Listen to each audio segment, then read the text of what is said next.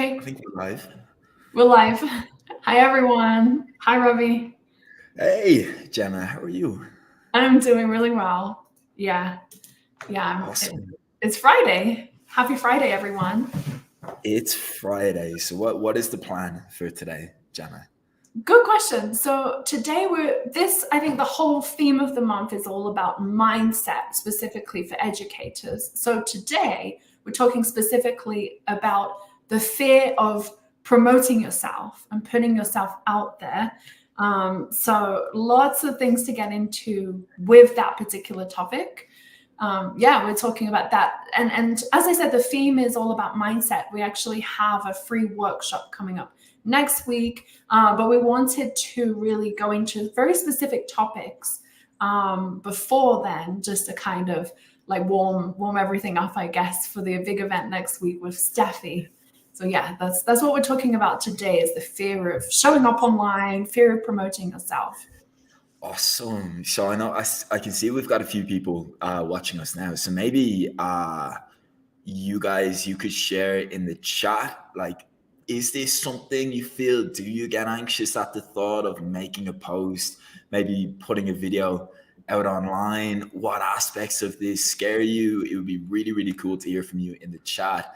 And yeah, in the meantime, Gemma, you've gone through this whole process yourself. You're at a point now where you're putting out a video pretty much every day. You've got how many thousand followers on Instagram now, checking out your content. So if we like rewind and go back to the beginning, Yeah. is this fear of promoting yourself something you can relate to? And if yes, what was it about it that scared you the most?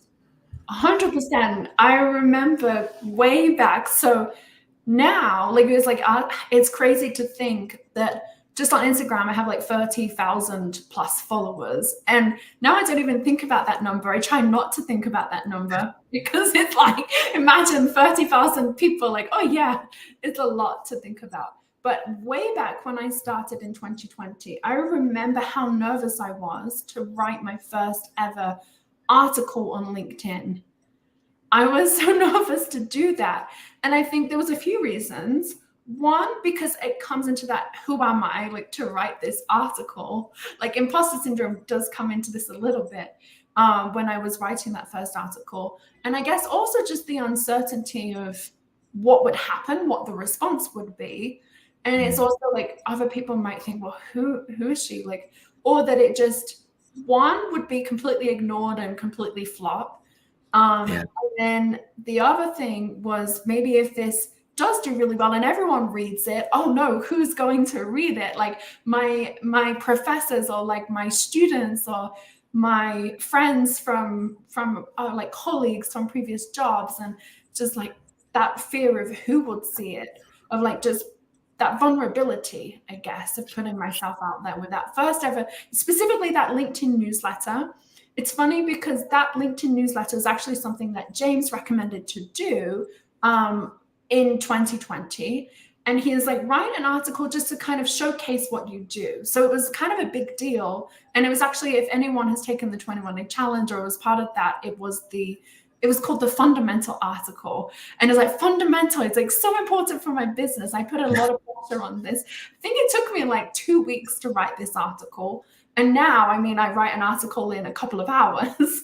So like, it's another thing. It just took me so long to do just this one piece that was just a few hundred words. It wasn't particularly long, but there was a lot of pressure on that one piece. So yeah, I remember that first. I don't know if you remember putting your first post out there. If that's something, who here can remember that first ever post, like showing up in your business? And I think a bit of context then, I had, like, for example, Instagram, but I was that kind of poster that would never show my face. I was more of a like stalker, and not a stalker, but I was more of an observer, right? More of an observer. I didn't really post on these platforms. So even though I had a lot of social media, I didn't really have any social media presence. So I had an Instagram account. I would like take pictures, you know how it is, take pictures of the sunset or whatever, but never really myself or talking about my life. I'm kind of a private person. So it was a little bit strange to put myself out there and on a platform like on social media and a professional platform like LinkedIn. So that was my first experience. And I hadn't really done that before. Like I wasn't posting even selfies or pictures of myself. So a bit of context of another reason why I think it was so challenging. But yeah, can Wow. you remember your first post you ever put out? Yeah, well, actually, yes, I can. I can remember it because I think the Yeah. emotions were so strong that it's quite memorable. But you mentioned a couple of really, really interesting things there. And just for anyone who's just joined in the last 2 minutes, just to confirm, Gemma is not a stalker. She is a observer, not a stalker. No, I think two really interesting things you mentioned, going back to your early posts, where one of the fears was, what if I put it out there and it's just completely ignored? And, there's like the virtual tumbleweed and no one pays any attention and it's like a failure. But then another thing you mentioned was almost at the complete opposite end of the spectrum. What if loads of people see it? What if my colleagues see it? What if my friends see it? What are they going to think? What are they going to say? So you've got like those two different fears at opposite ends of the scale of promoting yourself. For anyone dealing with either of those fears right now, what tips, what advice would you give them? How did you get past that? Yeah, it's a good question. I think I've just seen a comment here and I want to just address that because I don't like seeing myself in photos or videos. That was also me. Like I really didn't want to see myself and I hated to hear myself in videos. And I think that's really common for many people, right? In the first time, it's like, oh, I hate the sound of my voice. Like, why did I say? You become quite self-critical. I think that's the same with that like first post that I put out is you really like dissect every single word of, and I guess that's the perfectionism that comes up, right? That's me, 100%. It's like, I don't like the sound of my voice or like, oh, I didn't say the right thing or does this sound, and you really overanalyze everything.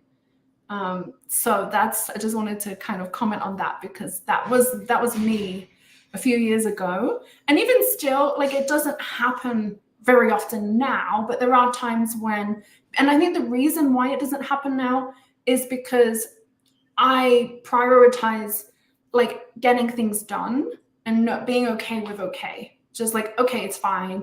Like you just kind of learn to see yourself show up online and post, and it's like it becomes more of a natural thing that you do. You're no longer overthinking everything. Because if I was overthinking posting, then I wouldn't get anything done. I wouldn't be able to support any of my students and I wouldn't have a business. And I was like, I think that really was what helped is I can't do this every single week. It can't take me 2 weeks to write an article, or it can't take me 2 weeks to just post one video because I want to, and my students even now are like, if I don't post a video, they ask me, I get messages like, hey, where's your next post? I want to see your post. And then I felt like, okay, people actually like what I'm doing.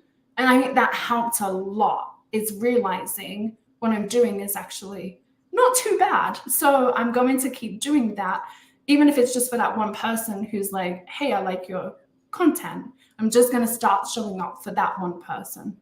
So I think that's the kind of that was a switch for me, I would say. So it sounds like at the beginning, even though it was taking you a long time and you probably felt, oh, like I'm new to this, it may not be very good, you realized that, well, the only way to get good is just by doing it. And then over time, when you started getting those comments and that feedback, that's what actually built the confidence. So you didn't wait around until you felt confident. You did it anyway. You did it scared, and then the feedback built a real confidence. So that's I think that's a really, really valuable takeaway. And like, we both work with a lot of teachers. We both talk to teachers all the time. And like one thing I always hear is like this word, confidence. I'm not confident. I'm not confident making a video. I'm not confident making a post. And people seem very confident about the fact that they're not confident. So it usually boils down to just not confident in some particular areas. And I think like confidence there's almost like this Venn diagram that makes up confidence. And it's going back to what you said, Gemma. I think like the first thing is competence. All right. Being good at something and knowing you're good at something is obviously going to help you feel more confident. But I don't think that's the only part of the Venn diagram. I wish we had like a Venn diagram on the screen, but hopefully you guys can visualize this. I think the other thing is repetitions, right? So the more you do something, the more confident you become, but also the better you get. So it's connected. And then there's this third thing that not many people talk about. And I think that's the state, right? The state you're in at the time.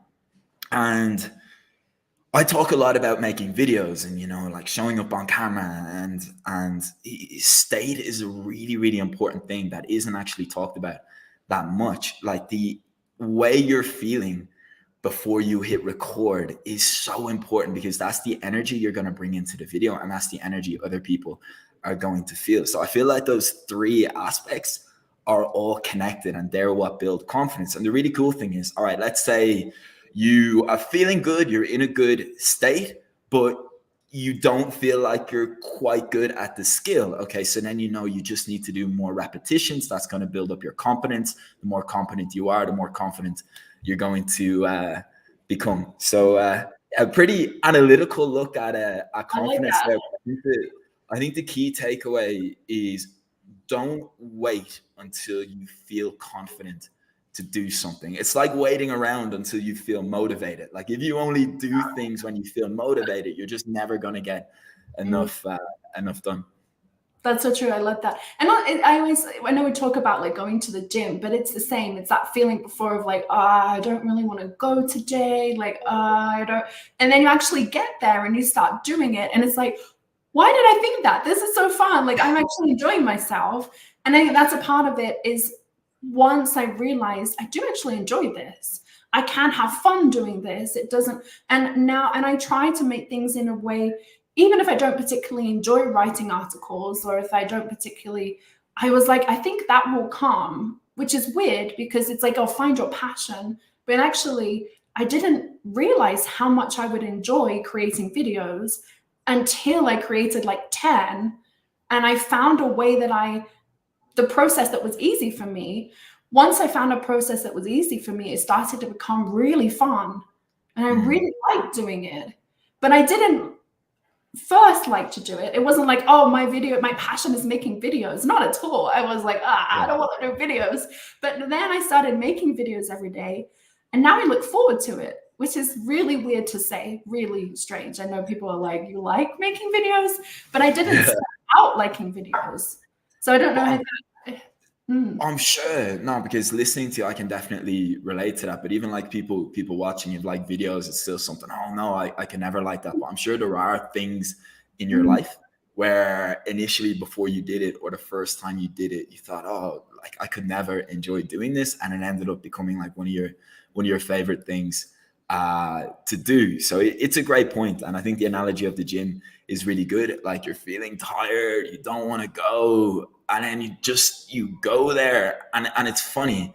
It's actually just the action, the motion of going there and doing that first exercise actually gives you more energy. And I talk about this all the time making videos. You know, we talk about your state.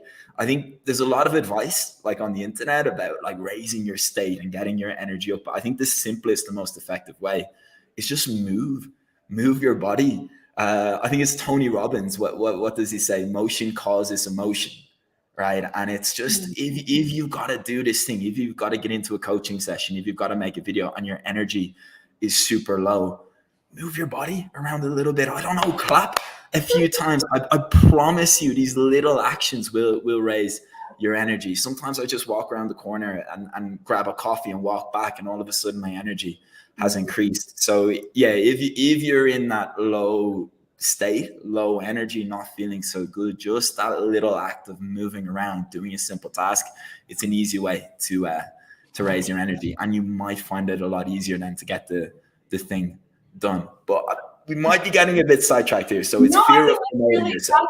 It is part of it, because I feel like you have that fear and it's like, okay, do it anyway. But like you said, how can I make it easier for me? when I'm actually, and I think back, you're saying about like movement, I have something to share. So like some tips around that of what I did. When I first did my first ever LinkedIn Live, I did it anyway. I did it scared. I invited like thousands of people to this event. And I was like, well, it's going to happen. All of these people have accepted that they're coming to this event. Now I actually need to show up. Oh no, how am I going to show up?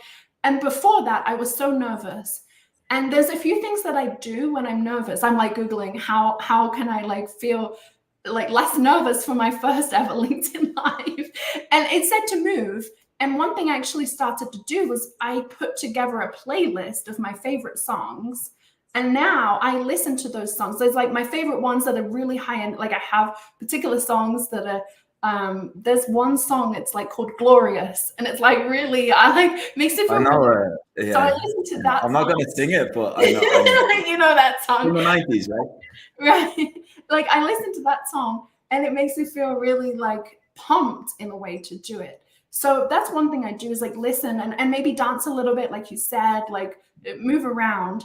I didn't say dance. Uh, if you want to dance, you want If to you clap can your hands, dance, for sure, go for it. Yeah, yeah. yeah. But it really helped with like, oh, this is fun. Like, and then I was in the good energy when I went live. And was, especially if you're Awesome. really nervous. I think another thing is you can actually speak to one of like someone who makes you feel good. So like if you have an accountability partner or like a really close friend, if you're really nervous before posting that video or going live or anything, having accountability, I think makes a huge difference. Sometimes it's like speaking to a friend, like, oh, I really need to post it. And they're like, just do it. Like, okay, I'm going to do it now. And like, don't turn off the call until you posted it. Like having someone to like push you to do that, whether that's a friend or within an accountability group. I think like some kind of coach that really made a difference as well. Having someone to be like, you're going to post it today. Like, okay, I've done it. That Totally. helped. Mm. Can understate the importance of that. And like if you're watching this and like right now you're just going it completely alone, like reach out to people, have a look on whatever platform you're on, LinkedIn, find people similar to you at a similar stage in their business, connect with them, have a Zoom call, because honestly, like it's so helpful to have those people around in the same situation with the same goals, with the same fears, and you can push each other and yeah, motivate each other. I think this is such a good comment here by Larissa, because I think you've touched on such pertinent and like commonly held fear. So Larissa says, I'm concerned about starting with this new business and way of marketing, as I am already online and have a following in this other field. I am scared what the people I know will think. And then we have like a cool, I guess that's like a monster Monster. emoji. I've seen that one before. Really cool emoji. It's really cool. So first of all, I can totally understand. I can totally relate to this. For me, it wasn't necessarily people like in another field. It was more, what are my friends gonna think? Like what are the lads on my football team gonna think if they come across like these Instagram videos I'm making? And it is pretty scary. And I think like that fear of being labeled something or like receiving a negative comment it kind of traps a lot of us and stops us for taking action. So the thing that helped me most in this is remind yourself of your purpose. Okay, why are you doing this? And yes, like you've probably got personal motivations, but you also probably want to reach and you want to help a lot of people. I'm sure you've got a mission. Maybe you want to help like 100 business professionals this year improve their English fluency so they can, communicate more confidently in their career and get new opportunities. Whatever your mission is, remind yourself of that, and that can really embolden you to take the action. Like that can give you that courage and that bravery that it takes to like, well, okay, if these people see it, so what? Like my mission is more important than like some negative comments or being labeled by the wrong group of people. Me putting myself out there and being brave enough to attract the right people supersedes receiving some negative comments from the wrong people in importance. And I know it's not an easy solution, because basically what I'm telling you is like to be brave, and do it anyway. But it can definitely help. Like if you have that mission, that underlying purpose to ground yourself in and remind yourself why you're doing this in the first place, it can give you the courage you need to actually get out there and push yourself to make that first post, make that first video. So hopefully that makes sense, Larissa. And thank you so much for that comment. It's an amazing comment. Yeah, something that we all relate to, of being scared what others will think, and how, like you said, the negativity. And even sometimes our closest friends and family, they will make comments, and they, even if they love us, and they still, when you're starting a new business or a new venture, whatever that might be, sometimes they're just questioning it, like, why are you doing that? And sometimes you can take that as negativity, and sometimes they're projecting their own kind of feelings or their own experiences on you. And that can also be another reason of why you don't want to show up. You don't want to promote yourself, and you start to question, oh, maybe I'm not not the best person to do this. Why should I do this anyway? So I think that can also kind of lead into it as well. 100%. Yeah. So like anyone who's kind of dealing right now with negative comments from friends or family members, people close to you, like I know how hard that can be. Like I can't tell you how many times my parents said to me, like especially during that first year of business, why don't you get a real job? And like it's so hurtful because it like undermines everything you're doing and everything you're trying to build. And one thing I realized is like they're coming from a place of caring. Like basically they want me to be able to afford rent. They want me to do well. And they were just concerned about it. So if anyone else is kind of dealing with that and with those negative comments and finding it tough, some people like will never understand. And like if that's the case, like maybe distancing yourself from them is the best solution. But like people like family who for better or worse, we're stuck with. One thing that's really helped me now is, and it's helped now that things, are going quite well. But one thing that helped in that initial period was instead of like fighting against them and like trying to convince them, I enlisted their support. So right now, my dad, for example, like he's one of my best advisors. And even though like he doesn't know really anything about marketing or business, I'll call him up and I'll say, hey, Dad, I had this idea. What do you think about this? How do you think that would go down? How would you respond to this? And I've really just made him a part of the mission. And like now, instead of like fighting against each other, we're on the same team. So yeah, like these people, if they're like giving you negative comments, it's worth testing out. Like see if you can enlist their support. What you do, right? What advice do you have? Asking them what they would. Yeah. Absolutely. What do you think about this? Now it helps that my dad was a teacher his whole life, so he just happens to be in my niche, which is super helpful. But yeah, it's worth a try if you are dealing with those kinds of comments from people who are close to you. Yeah. And I think even if you don't have that, it's surrounding yourself with the right people who are doing similar things that get it. Because you said, even though like he's a teacher and has that experience, I think even still, like I've explained, my parents still don't get it, or like your partner or your closest family might not always get it. And I think it's surrounding yourself with people who do, and being in some kind of like group with someone who's like, I get it. I know what it's like to post that first thing, or to have that people that do get it, I think can help as well. Being surround yourself intentionally with those people. Totally. There's a comment here from Ilsa.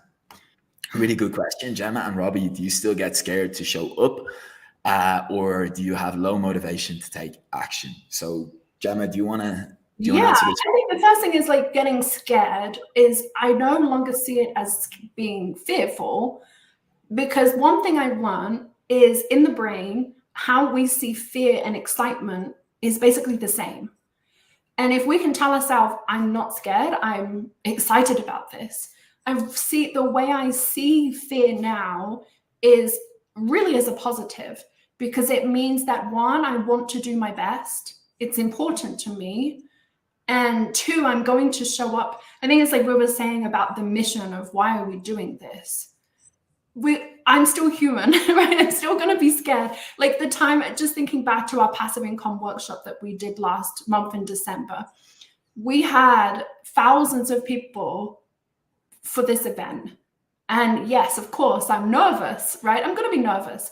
But in terms of fear, my fear is more excitement. I'm excited. I'm excited that I get to support that many people and to share my experience. But I also think, yes, I was a little bit nervous. But it's how you use that and what you do with that. So that's kind of, yes, I still have all of these feelings, but it's how you respond to them. Of yes, okay, like no, you're not scared. You're just really excited and excited that you get to do this. You're excited that you get to support thousands of students and teachers, or even just for your first live, just going live of like, even if one person listens or even if no one listens, I'm learning and just not being so hard on yourself. So yeah, I think it's how you position, how you see fear is what's changed for me. That's a nice little bit of Jedi mindset magic there. But those two emotions are super similar, right? It's just one has a negative connotation, one has a positive. So that's a really, really nice tip there. I guess, so about the low motivation part, I could talk a bit about that. Like, yes, absolutely. Today, for example, I woke up, you know, those mornings where you wake up and like your alarm wakes you up and you're like, I am not done sleeping yet. Like I am not ready to start the day. So today was one of those days, really low energy, woke up really tired. Just for context, it's half 10 now. So I got up about, I don't know, 8 a.m. today. And yeah, it was one of those days. I didn't feel like getting up. I have a plan to make a post on LinkedIn. Didn't feel, even just the thought of doing it made me want to stay in bed even more. So a little trick, a little hack I learned from a mentor was, I think he called it the rule of 3, right? 3, there's my Irish accent, sorry, 3, the rule of 3. And basically what it is, like those mornings, those days when your motivation is low, your energy is low, instead of thinking about that like scary thing you have to do, maybe that sales call, like with that difficult prospect, or like recording that video or making that post, instead of thinking about that task, think about like what 3 really simple things can I do as soon as I get out of bed.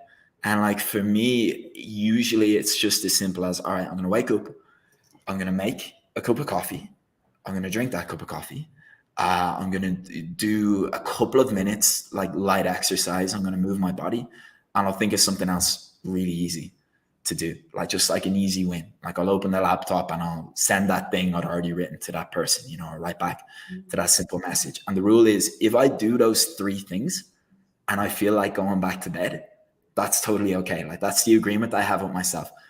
100% of the time, I promise you, if you do that, you're not going to want to go back to bed, because you're already in, remember we talked about motion causing emotion, movement changing your state.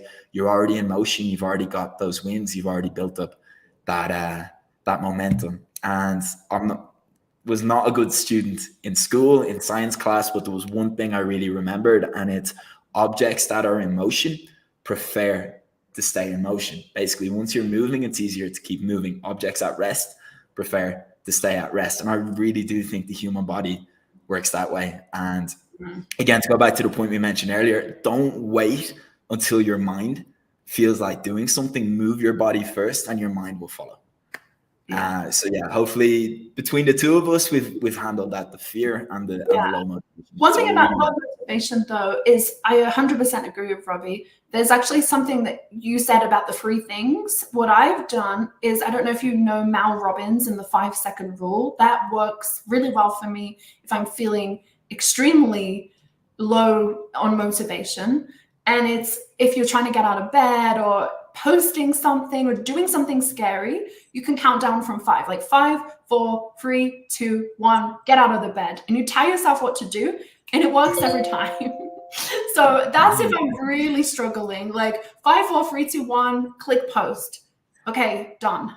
And that's all it takes. And that's something that I've used if I'm really, really low on motivation. So it's either like Robbie said, have the 3 things. What are my next 3 tasks? Or if you're really struggling, I just do the 5, 4, 3, 2, 1. yeah, let's just stand up or like click post or click live. Anything that's a little bit scary, I use. Nice. So you just count down in your head, and like the rule is like when I get to one, I have to do it. Do that thing, whatever that thing is. Yeah. Cool. 5, 4, 3, 2, 1. Hit snooze on the phone. Back to sleep. Nah, of course. Is it bad that when you said a 5-second rule, the first thing I thought of, the first thing that came to my mind is when you drop something on the ground, and like it's. Thinking about. I think that's the 3-second rule, though, isn't it? That's a 3-second rule. Maybe yeah. it's a 5-second rule. Yeah.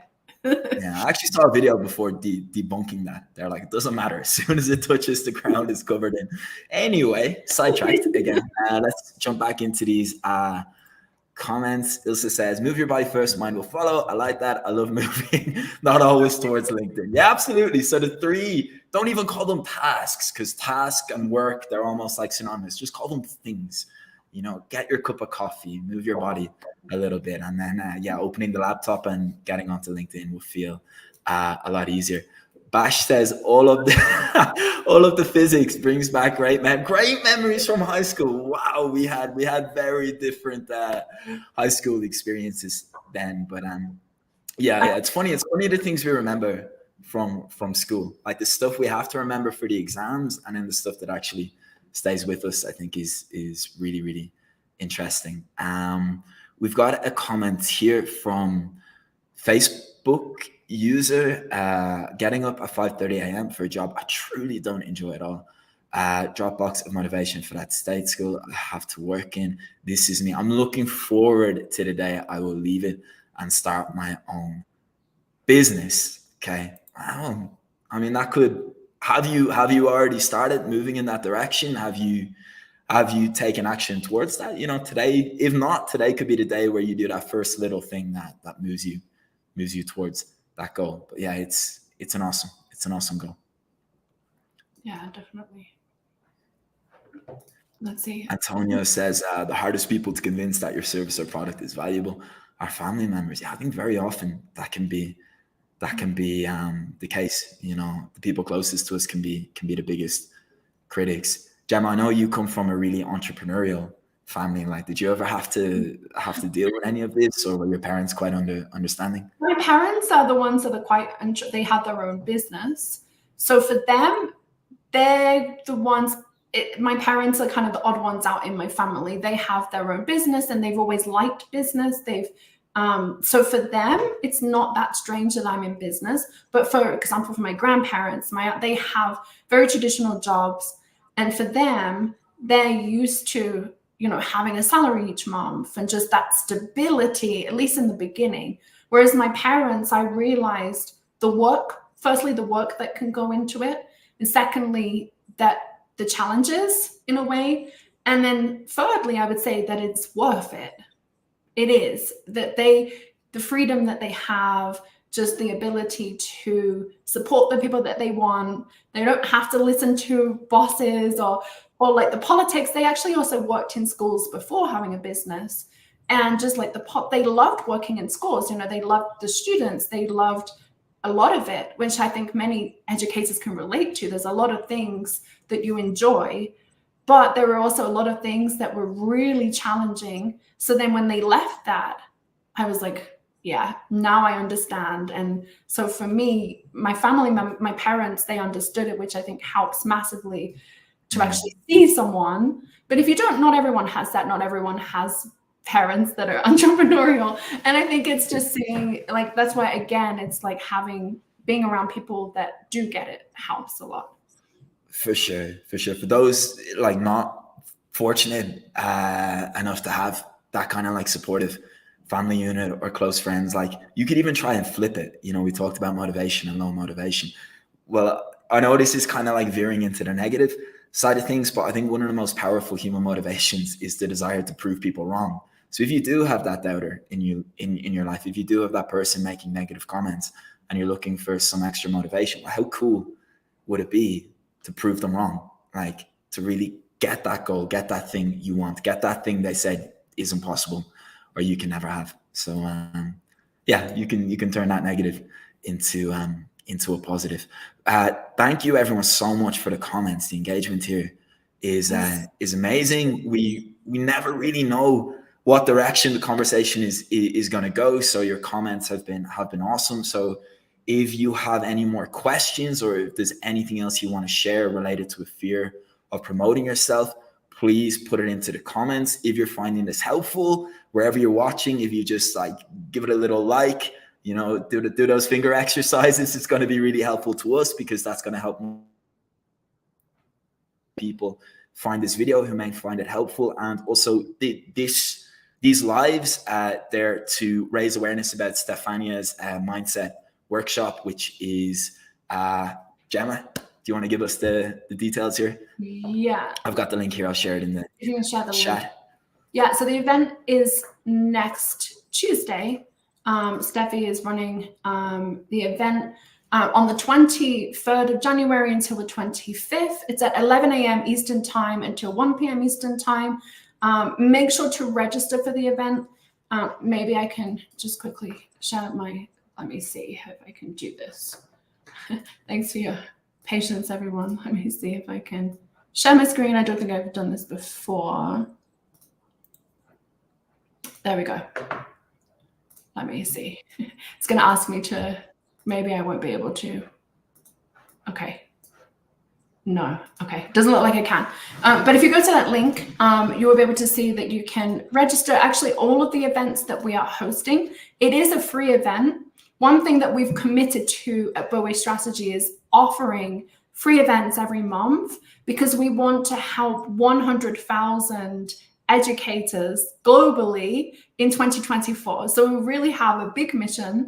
And one thing is, with helping them, we really want to, we know how challenging it is ourselves, like both Robbie and ourselves and Steffi, you know, we know what it's like. We worked in traditional schools. We've done many different roles within education, and we know how challenging it is.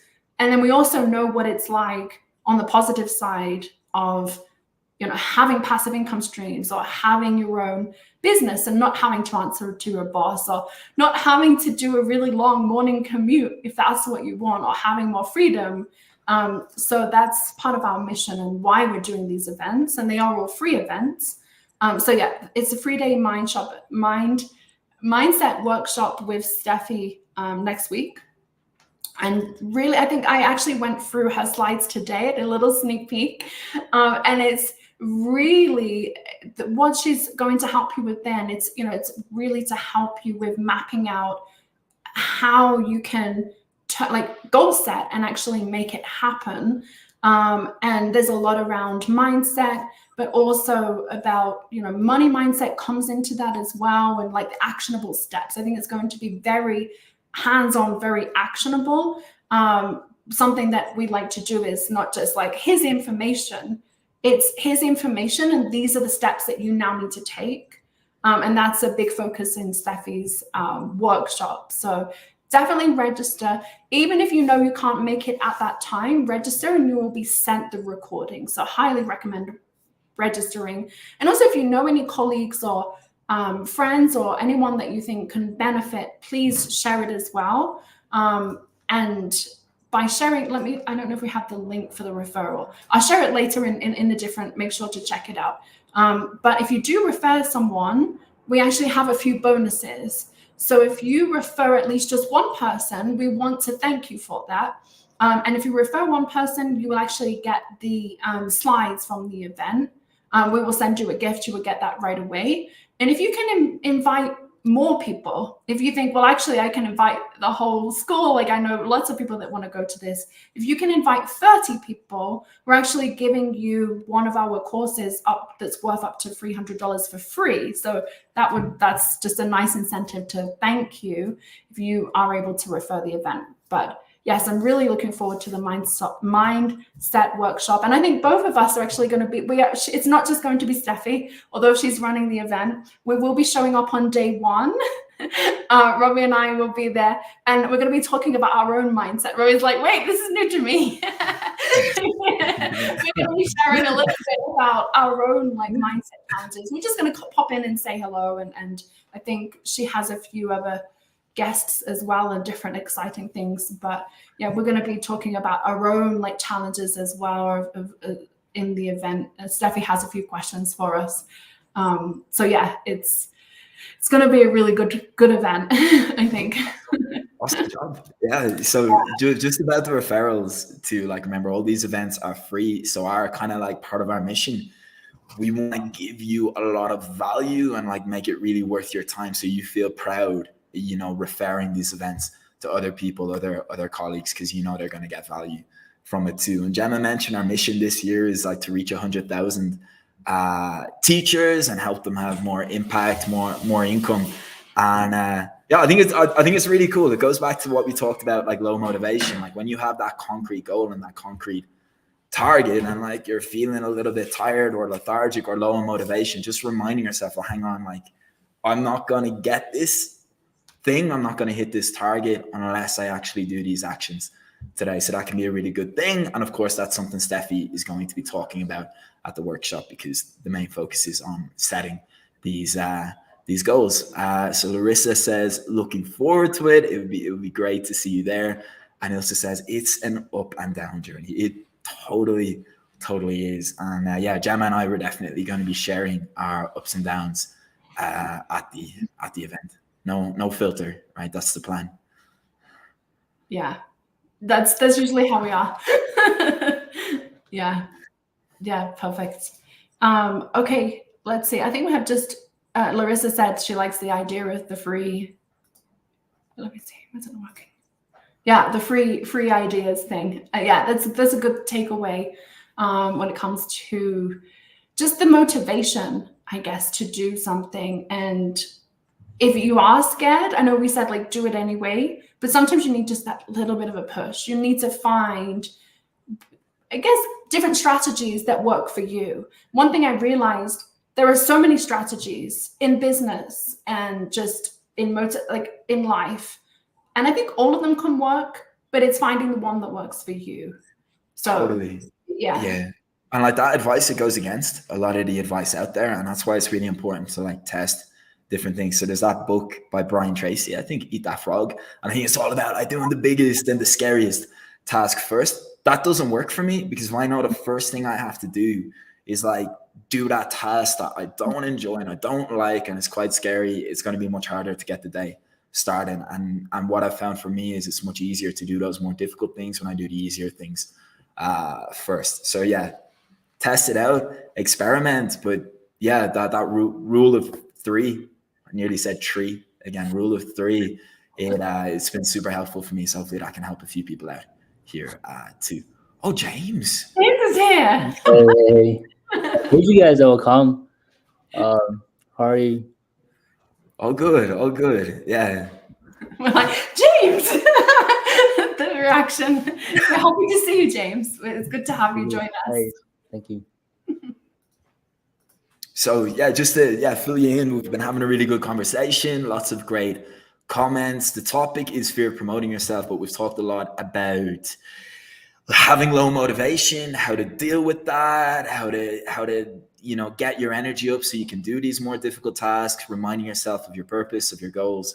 And yeah, Gemma and I have been sharing some things that have worked for us in the past. So like, James, you don't strike me as someone who's ever really struggled to get things done when it comes to business. But like, do you ever have those days where you feel like your motivation, your energy is a bit low, but you've got important things to do? And if yes, how do you actually get yourself to do these things, get the work done that you need to get done to reach your goals?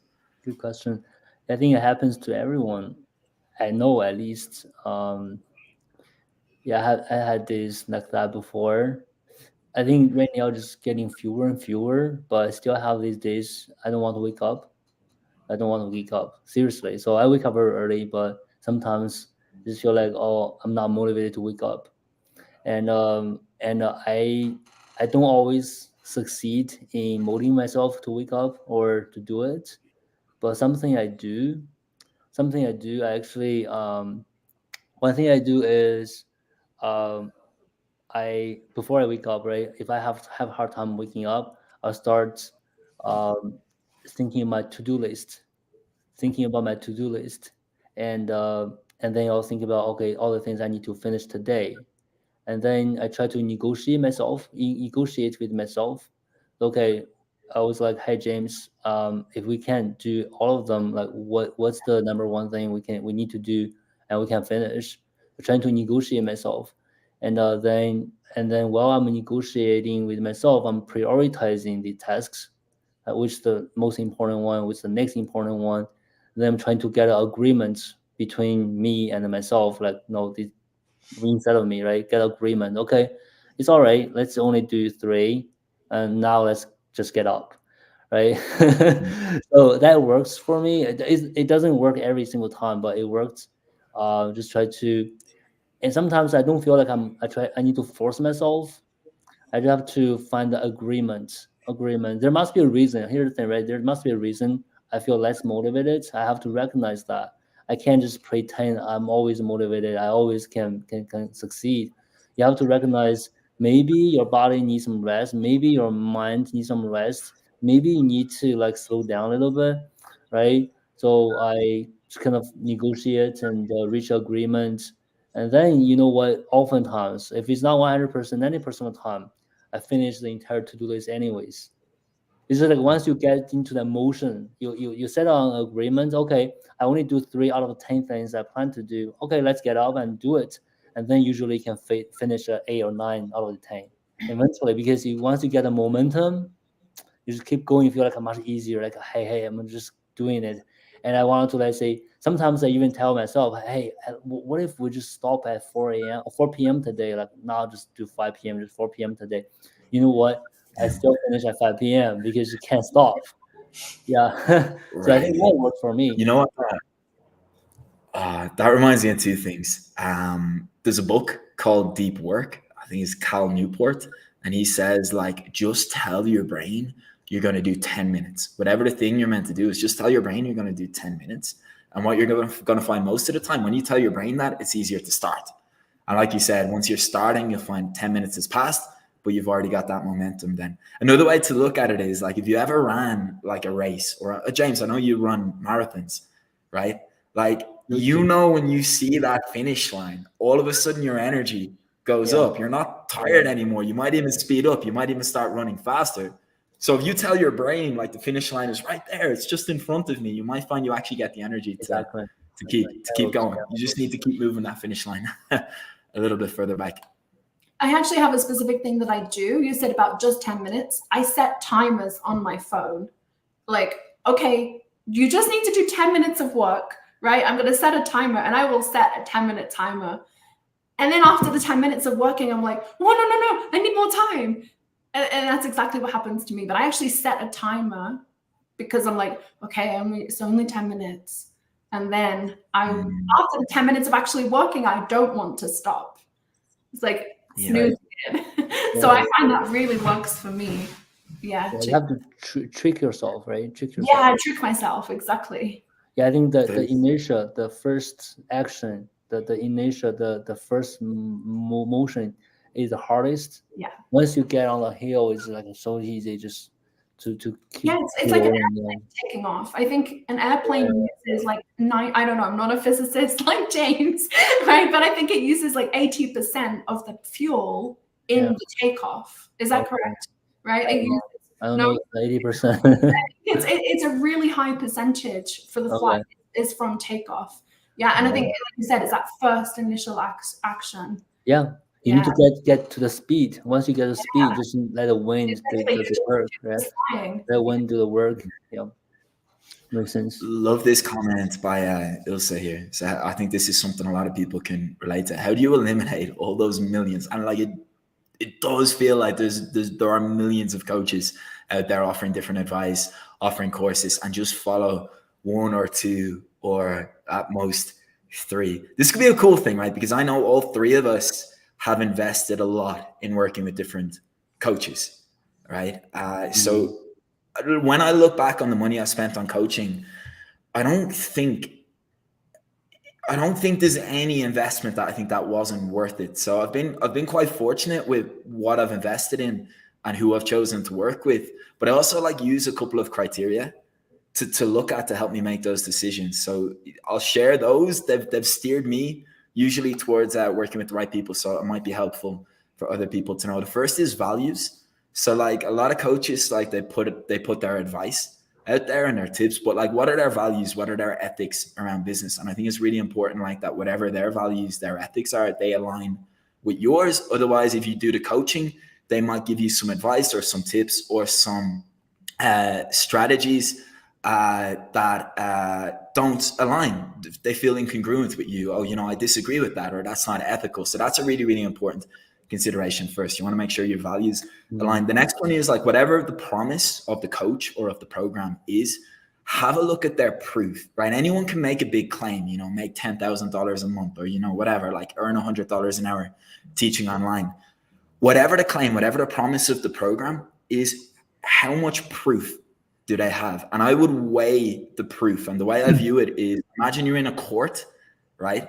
What amount of proof would someone need to present that would convince a fair-minded jury that the claim, that the promise is true? So have a look at things like testimonials. How specific are the testimonials? Does the testimonial say, oh, this guy is great? Or does it say, since working with X, my business has made this amount of money? And and you want to really look for those specifics and really just weigh up, measure the proof. So values and proof, I think, are the two most important criteria. They're the two things I look at. Unfortunately, I feel that, I don't regret any of my investments in coaching. And like I've said, I've invested quite a lot. So what about you guys? How do you choose who to work with and who to invest in working with, or even just following on social media? Yeah. So first of all, I agree with you. Yeah, I agree with you that I think always you can get some return out of your investment or the money or time. So it's just a matter of how much you get. And something I learned about, like in the past few months, a very successful entrepreneur told me once, similar to this, but she said, he said this to me. The only investments you put in, okay, how to say that? Because he said in Chinese, so I have to translate. Let me think how we do this. Okay, so basically, he said, I think choosing coaches is similar to choosing books to read, right? I think to him, uh, the only investment he think is involved is to finding the right book.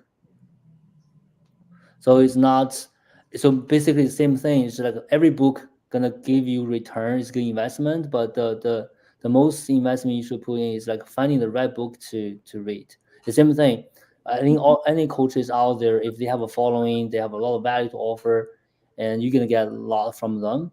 But I think the most important thing for you to do is to find the right coach. And I think what Robbie suggests, all these criteria, definitely works.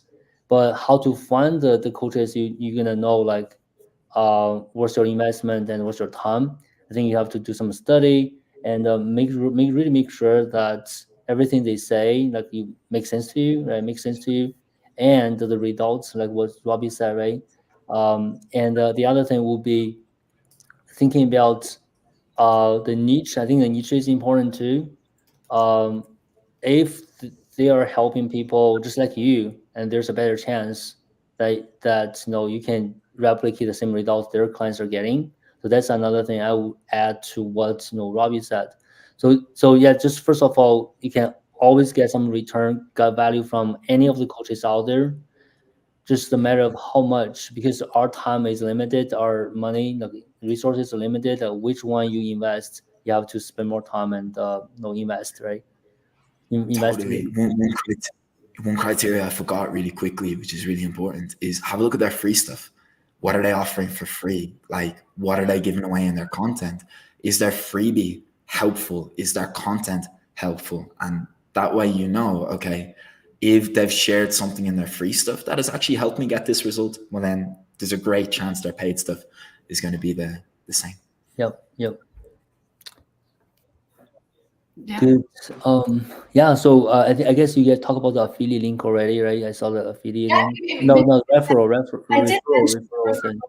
Yeah, maybe you can share the link and explain. I did mention Um, about yeah. our So mission and what yeah, we're I planning. guess Yeah. first thing first. No, if you haven't registered, um, register for the 3 day workshop we do next week. Steffi gonna be leading that workshop about goal setting mindset. And so if you haven't registered, definitely register it. And we have let me share this link with you. I don't know if you guys already share.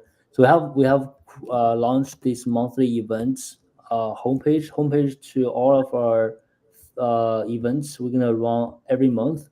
Now you can bookmark and check out this website. It's a monthly events, and on the top of the page you will find the spotlights of the spotlight events of this month, which is the 3D workshop. You can register there. So this event you want to bookmark it because we're gonna update the website with all the future events too. We're gonna have different themes, different topics we cover every month from now on. So all the events gonna show up on this page. So you can find the links, all that. Number one. Number two is the referral program recently launched. We really want you guys to help us expand our reach to more educators and the teachers. We made it very easy because we have this referral kind of software we use. uh, we create a link that you can just register. Once you register, you will be able to have your dashboard, and then just a few clicks, you will be able to share our free events that we run that month with your network. So let me share that link with you guys, and um, I can do a very quick demo with you guys too. I know some of you already registered. If you have registered to our referral program, can you say yes in the comments so we know? Yep. So this referral one, let me share my screen. It's very easy to use. Let me see here. Share screen. Any of you have already got a referral program? So this is the kind of dashboard. Once you click on the link I share with you, you will be able to register for accounts. And then once you registered, you will see this dashboard, and you can see here we talk about what the referral program about. I actually made a short video, I think yesterday or 2 days ago, kind of walk you through the dashboard, explain what it is. And right now we have a kind of rewards to kind of reward you guys for helping us. If you can refer one friend to our free workshop, you can receive all these workshop slides and exercises we created for this workshop. The presentation slides, exercises.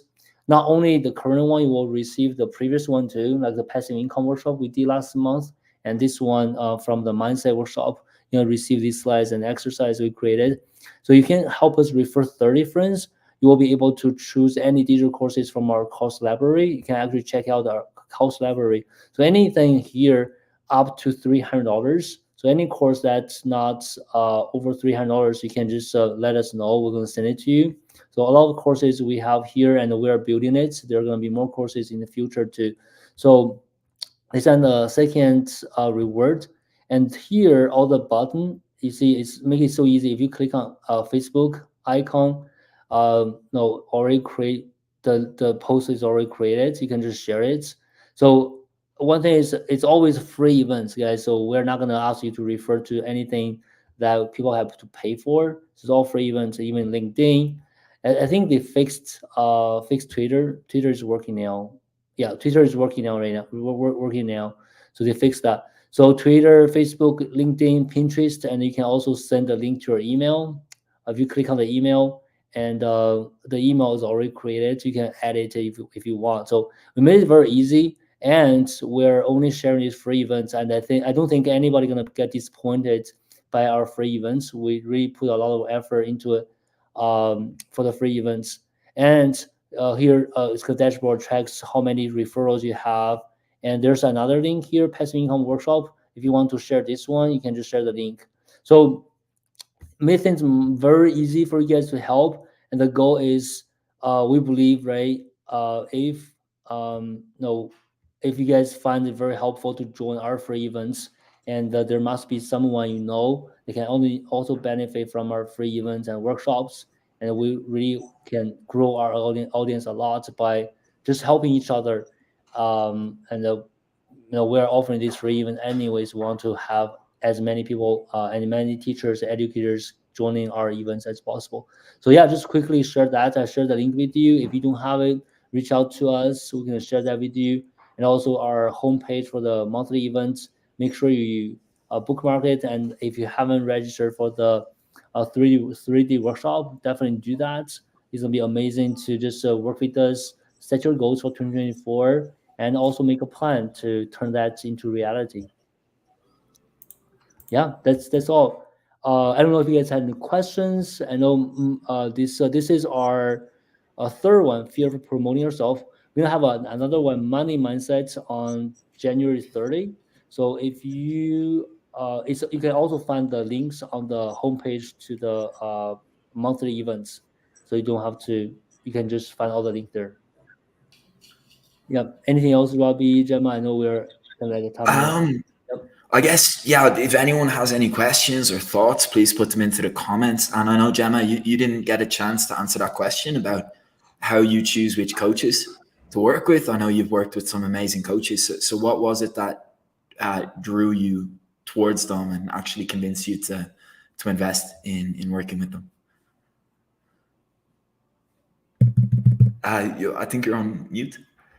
Sorry, I'm on mute. Yeah, no, I think it's just choosing, like James said, sometimes it's like, oh, I really like this person, like recommendations is one. Secondly, it's like, okay, this could be a really great course, but maybe, it's like a shiny object syndrome comes in. And I think it's like, but is this aligned? And I think that's what James said about having specific niche and like, okay, something that will help me with the goal that I have. So I guess there's a few recommendations and just to add to what you said, but yeah, no, I think that would be my way of doing it, is just, does this make sense right now? And I think if you don't know, you have to set goals. So like, I really would be like, what is the one thing? What is the things that I need to do? And actually that's what Steffi's covering. So she's going to help you choose like the one thing that you can work on that's going to like make the momentum and help you in your business. So it's another nice transition to Steffi's workshop, but seriously, that's what she's going nicely to do. Done, very nicely done. That's what she's doing in the workshop. Yeah. I think another factor, and it's almost like I'm almost not even like consciously aware of it, but I think another factor that draws me to working with coaches, and like let's say, so for example, right now I'm doing a course and it's about email and building an email list, writing emails, and there are a few different options, a few different courses, a few different coaches to work with.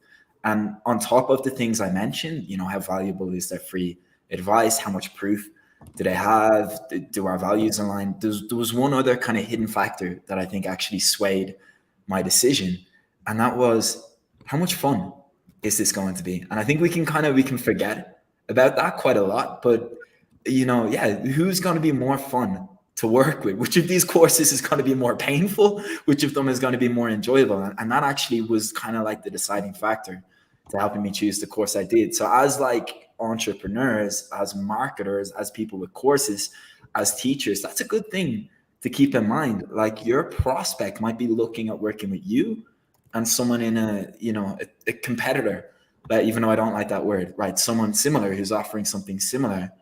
And maybe one of the things that might influence their decision is whose program sounds more fun, who will be more fun to work with. So, it's something to keep in mind too. As human beings, we usually choose the less painful path. So, yeah, I like that about choosing one that you will enjoy. And also when it comes to showing up, I think it's finding a way to enjoy the process is the last thing I want to kind of leave everyone with, is find a strategy, find a way that works for you, and then find a way. Like, the enjoyment doesn't always come right away when it comes to showing up. But yeah, it's about choosing someone that you might feel that you connect with and vibe with, for sure. Yeah, one of the things I said to James, we probably like had our first call mid 2021, maybe, and like we were talking about doing, at the time it was just a collaboration. I think we were going to do like a chat, And like I think I said to you after the call, I feel like my energy now is quite. I feel like my energy has increased after this conversation, and Yeah, it's something like I think that's important. Like what kind of vibe do you yeah. get from people? You know, and Similar yeah, frequency. Talk to yeah, people that actually really feel like learning or like belongs together. I think that's important too. Good guys, yeah. I guess it's a good chat, and thank you guys for showing up today. No, we have lots going on every month now. So next week we have this 3 day workshop. Don't miss it. Okay, join us and have things done. Take action. Just stay there and listen. Have to show up to the workshop and do the work, and then we have the money mindset at the end of the month. Yeah. So thank you, everyone. Thank Gemma and Robbie, hosting Thank you. this for hosting this session, thanks, and I Yes. guys. appreciate it. Yeah, see you guys next Have a time. good Yeah, weekend. yeah, have a good Yeah, weekend. Friday. Yeah, take a break. Thank you. Bye See you bye. later. See you Bye. guys. Bye All right, bye. bye.